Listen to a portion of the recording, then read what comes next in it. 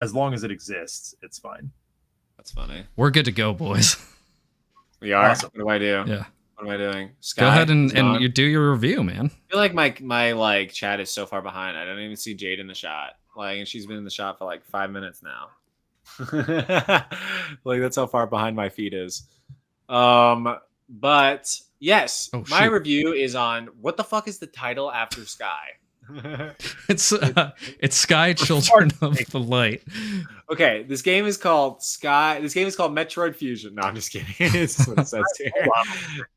This game. Oh yeah, so this is gonna be an issue because I don't know any of these facts. Actually. Oh shoot, we didn't do. Man, this is scuffed. We can do the facts later. Go ahead and just start your review. We'll do the facts at the end. Okay. Probably come back. Okay, so the name. This game is Sky Children of the Light. We don't have the feed playing. Oh, there's Jade. Do we? This game is a fucking free game. I'm gonna start out by saying this game is free before you get off saying like, what is this shit? Like, you can literally just play it for free and find out for yourself. So this is developed by some random ass indie company. I don't know, maybe the same people as Journey. I'm gonna guess that. And then it released 2 years ago. Paul said. I just put it in there. You did? Oh, that game company, which is the same people that did Journey. No. Fact check. Oh my God. I don't know. Welcome to This Is Difficult podcast, This is where difficult, the facts are made up and the reviews Facts are don't definitely matter. made up. It looks like Journey. We're gonna get to that in a sec. Okay, released on June 29th, 2021. So this game is about 7 months old, I guess, 8 months. It's on the Switch, the iOS, and the Android. I played it on the Switch. It is cross-platform as well. Let's just mention that. So anywhere you have an account, I can just like load it up on my iOS, on the Android. The optimal way to play this is on the Switch. In all intents and purposes, this is a Switch game, guys, because it's on 2 phones and 1 console. So in reality, this is a Switch game. Okay. So although it is a mobile game, on these mobile things, this game does not look like a mobile game on the Switch. It really does not. So if you're worried that this is like GTA, like fucking ported over, or if you're worried that it's the exact same visually, like, it must look pretty damn good on the phone then, because like it looks really fucking good. The footage we have in the background is from an iPhone. That's really funny. And I think part of that is also because the Switch is a handheld, so they probably reached out to the handheld people. They reached out to iOS, Android, and Switch because they wanted it on the Switch Lite, probably. And then Switch was like, yeah, I mean, we're the only ones getting it, and it's a free game. You guys are just gonna like pay for all that. I don't know how it works. Does Nintendo pay these people? Do they pay to be on the Switch? Do they get paid in some way? Like, it's kind of, you know what I mean? So that's the second thing. Did someone stick you on a paycheck, Josh? Because no, so that's the second thing. This is a gacha game, but in no real way is this a gacha game. This in no way you do gain actual game progress from any of the gacha. So it's really just like, it's not even like loot boxes or anything. You can also just decide what you want if you really want to. I will never put a cent into this game, nor anyone that I like would want to play this game. Like, I feel like they should either. And like, but if you do, I see people that customize the shit out of their guys and they get season passes like Fortnite and whatnot. And it's literally just, you can customize your characters and get like different like spells, which are all like visual, basically. Like, all that stuff is basically visual. And so I'm not going to knock that against the game because it does not like take anything away from the game. The game is fully accessible, you know, like aside from being able to gain some visual and like, you know, other things like in the beginning, like, you can still play the game and get everything, you know, and it's honestly more enjoyable without having all this weird bullshit on it. So like, like I just ignore all that stuff. And anyway, so what did I like about the game?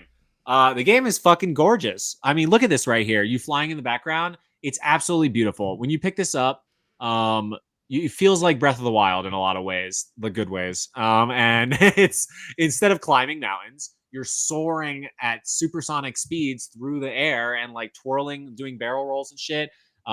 Really cool things about this are and so also the landscapes are really beautiful. Like, you'll pierce out of the clouds and you'll be like, look at those islands on the horizon. Like, and we'll be like, let's go over to them. Me and Colin, you know, hanging out together in the online thing. And we'll fly down and it's a giant like thing with tons of quests and puzzles on it.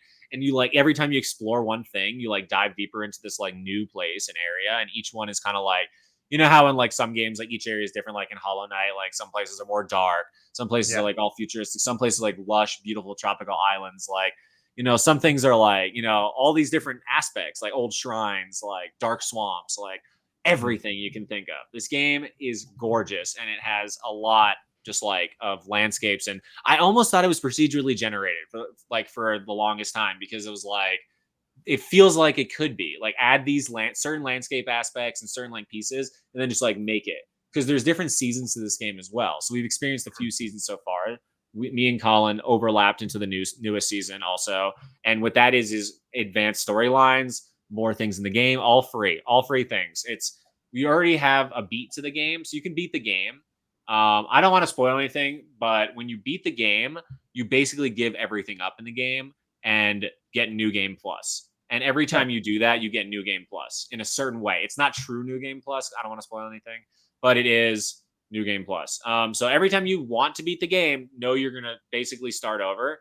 But it also gives the option to just keep playing the game. So like me and Colin did that, and then we just get to keep playing the game. And we're like, okay, let's just not do that for a while now, and let's keep playing the game until we want to like do New Game Plus again. And the game keeps giving you new shit. So really cool. The coolest aspect about this game that I love more than anything, and I do wish it was on other consoles for this reason, but I'm really happy that all my friends have Switches, is that it is co-op online, like co-op to the max. It's absolutely the best integrated co-op. It's kind of weird at first, like adding people. Like once you get them added in, it's really, really easy to just like it's like a constellation thing in your home. Once you start up, you go to your home, you're in your home, just press the Y button, look up into the sky, click on your friend's name, and literally just go to friend, and you go to the exact location your friend is. And everyone in a server area is in this world with you. It's not everyone in the game. It's like split into servers. And so you get like quite a bit of people playing with you at any given time. Like in a certain area, like anywhere from 0 to 10 to 20 people sometimes, just like roaming around the giant area. You know what I mean? It's not like gratuitous, but like, so throughout your entire game, there might be like 100 to 1,000 people, and the game is massive. So like, it's not gross. There's not like an insane amount of people. There's interactive aspects like puzzles that like you'll find a door with 2 lights on it. Me and Colin are like, co-op door, like come over here, we need to open this together and stuff like that. And like puzzles that require each other to like carry things and stuff like that. The puzzles are really Zelda-like, and are really cool. And like just like walking it through the game is really cool also. Like your character is very bouncy and feels good to control. So that's very interesting. There's like a lot of aspects that are really, really just enjoyable. Like the game is feel good. The things you unlock mean nothing except for like more flying. Like you can fly better and better throughout the game, and that other things are like emotes and other visual things, which are like cool. But like regardless, anyone can play the game with any skill level. And it's just a feel good game. There's no like risk reward. Like you get a slight reward, and it's like it just feels good to play. So it doesn't really matter what you unlock, which is a rare thing in a game, I feel like. Let's see what else. What didn't I like about the game? The controls are kind of weird sometimes. Actually, I might have forgot something else in that category, but here, I'll come back. The controls are kind of like iffy sometimes, I feel like, where like when you're flying, there's 2 modes. I think of it like Star Fox. There's like all range mode and regular mode, but like not quite. So when you're on like an island and the ground is below you in some capacity, like you switch to like kind of like you're flying like this almost, and you can like go up, and then I don't know how to explain it. You can like do a controlled dive, but it just feels interesting. It feels like you're more controlled and slow. And then when you're like truly in the clouds, you like soar like you're a fucking like in Star Fox, and it's like insane, but it feels very different, and you switch between them sometimes like without realizing it, and then your controls are kind of different. You can also change that with the R button, which is nice, but then that is also kind of confusing because you're like literally like pressing it as you're like doing the other thing, and you're like, oh wait, what? I have to like. So it's not the most intuitive controls for flying. I will say it's like kind of like you got to give it. They're an indie company. This is like a really, really good attempt. This is a fucking free game. So like I'm not trying to knock it too much, but I will knock that a little bit. Sure. The co-op, they fixed it actually in the newest season, but the co-op still does this occasionally where you go into an area that has a cutscene in it, and it separates the 2 people. Me and Colin have to like. I usually like immediately go. It takes like 10 seconds. But I just like click go home, which you can do on the start screen at any time. Go to your home. and then just immediately press Y and look in the sky and then go right to Colin again. And it fixes it, but it's like there's some connection issues, and yeah, the controls some issues. So, let's see what else. The story, also, yeah, the story kind of ties into one more thing I don't like about the game. The story is really interesting. It's all like pictures and stuff. It's like about you saving these like gods that are like kind of like constellation-y spirits in a way, and you're solving their problems in a way, and like there's multiple ways. There's like you rescuing spirits, there's like you saving, like you unlocking shrines, and like the big god spirits are getting freed, and then there's like the spirits that you like follow through their memories, and those are like the big puzzle Zelda-y ones, and you like find where they died. It's like kind of cool actually, and there's like some really like touching moments and good pictures and stuff, and so that's part of the good, like good articulate illustrations. And then part of the bad is that it's all the time. So because you're doing a lot of these, it's like endless. Like you'll go back to the area you've been in and there's like a new puzzle, you're like, holy fuck, this game just keeps giving you shit. It's awesome. And there's new areas associated with these puzzles too. It's like every time you gain like power, the more you can fly, the higher you can go too. So it's kind of like Breath of the Wild in that way, so you can like explore higher areas.